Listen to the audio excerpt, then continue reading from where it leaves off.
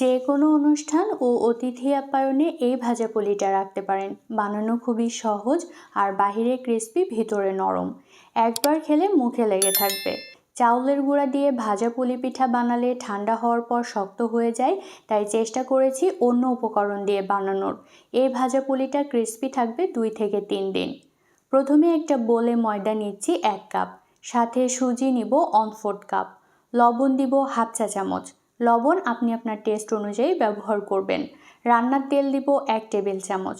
তেলের পরিবর্তে ঘি ব্যবহার করলে টেস্ট আরও ভালো আসে, তবে যে কোনো একটা অবশ্যই ব্যবহার করবেন। ব্যবহার করলে পিঠা ক্রিস্পি হয় আর ভাজার সময় অতিরিক্ত তেল টানে না। তেলের সাথে শুকনো উপকরণগুলো ভালোভাবে মেশানোর পর পানি দিব 1/2 কাপ, তবে পানিটা একবারে ব্যবহার করব না, অল্প করে দিব আর মিশিয়ে নিব।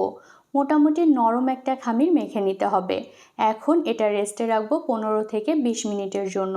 রেস্টে দিলে ডো নরম হয় এবং বেলা সহজ হয়। রেস্টে রাখার সময় ঢাকনা অথবা ভেজা কাপড় ব্যবহার করবেন। এখন পুর রেডি করব, তার জন্য নারিকেল নিচ্ছি 2 কাপ, সাথে লবণ দিব 1/2 চা চামচ। অ্যাড করছি তেজপাতা 1টা, সাথে এলাচ ব্যবহার করছি 2টা।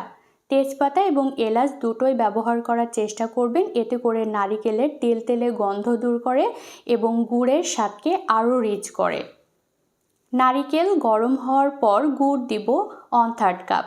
আমি খেজুরের গুড় ব্যবহার করছি, চাইলে আখের গুড়, চিনি, কনডেন্স মিল্ক আপনার পছন্দ মতো যে কোনো একটা ব্যবহার করতে পারেন। গুড় ভালোভাবে মিশিয়ে নিব। গুড় মিশতে পুরের কালার বেশ লোভনীয় লাগে। মাঝারি থেকে কম আঁচে নাড়তে থাকবো যাতে নিচে লেগে না যায়। এ সময় নাড়ানো একদমই অফ করা যাবে না, কারণ খেজুরের গুড় দ্রুত ক্যারামেলাইজ হয়ে যায় বা পুড়তে শুরু করে। যেহেতু এটা কম আঁচে রেডি করব, তাই জন্য একটু সময় লাগতে পারে। গুড়টা যখন পুরোপুরি গলে যাবে তখন গুঁড়া দুধ দিব 1/4 কাপ। গুঁড়া দুধ দিলে স্বাদটা অনেক ক্রিমি হয় আর রিচ হয়। আপনি যদি লিকুইড দুধ মেশাতে চান তাহলে প্রথমে নারকেলের সাথে ব্যবহার করবেন। গুঁড়া দুধ ভালোভাবে মেশানোর পর হালকা নরম থাকতে নামিয়ে নিব, কারণ ঠান্ডা হওয়ার পর এটা আরও আঠালো হয়ে আসবে, আর বেশি জাল করলে কিন্তু এটা শক্ত হতে থাকবে। এখন আগে থেকে মেখে রাখা ডো আরও একবার মেখে নিব। এটা কিন্তু আগের চেয়ে অনেকটা নরম হয়ে আসবে। অল্প একটু ডো নিয়ে পিঠা বানাতে শুরু করব, আর বাকি অংশটুকু ঢেকে রাখবো যেন উপরটা শুকিয়ে না আসে। আপনি যদি চাউলের গুঁড়ার খামির দিয়ে পিঠা বানাতে চান তাহলে সেটারও একটা রেসিপি আমার চ্যানেলে দেওয়া আছে, চাইলে দেখে নিতে পারেন। লিংক ডেসক্রিপশন বক্সে দেয়া থাকবে। এবার একটা পাতলা রুটি বেলে নিব, আর পাতলা রুটি বেলতে হবে যতটা পাতলা করা সম্ভব।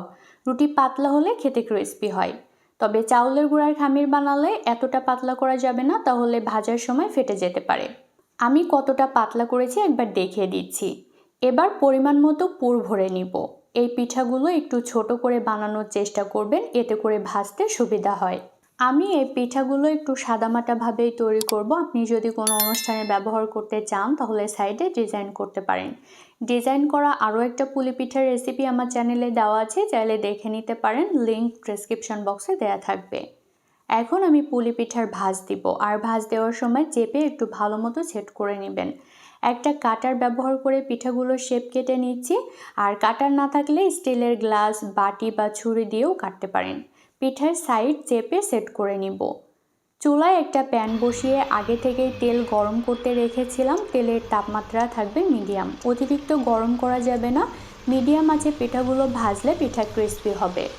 পিঠা একটু বেশি তেলে ভেজে নেবেন, এতে করে নিচে লেগে কালার নষ্ট হয় না। আমি কয়েকটা ব্যাচে পিঠাগুলো ভেজে নিব। অনেকগুলো একসাথে ভাজতে যাবেন না, এতে করে পিঠার শেপ নষ্ট হয়। এখন দুই সাইডে ঘন ঘন নেড়ে পিঠাগুলো ভেজে নিব। চুলার আঁচ এখন মিডিয়ামে থাকবে। চুলার আঁচ অনেক বাড়িয়ে দিলে বাহিরে তাড়াতাড়ি কালার চলে আসবে আর ভিতরে কাঁচা থেকে যাবে। হালকা কালার আসতে শুরু করেছে, এ সময় ঘন ঘন উল্টা দিতে হবে।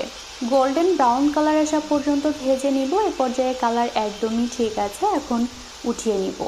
পিঠা উঠানোর পর একটা টিস্যুর উপরে রেখে তেল ঝরিয়ে নেবেন, এতে করে দীর্ঘ সময় ক্রিস্পি থাকে। এভাবে কয়েকটা ব্যাচে আমি পিঠাগুলো ভেজে নিব। পিঠা সবগুলো ভাজা শেষে পরিবেশন করে নিব। এই পিঠাগুলো খেতে এতটা মজা হয় যে 5 থেকে 7টা আপনি এক বসাতেই খেয়ে নিতে পারবেন। বাইরে ক্রিস্পি আর ভিতরে নরম, যেন এক টুকরা শান্তি।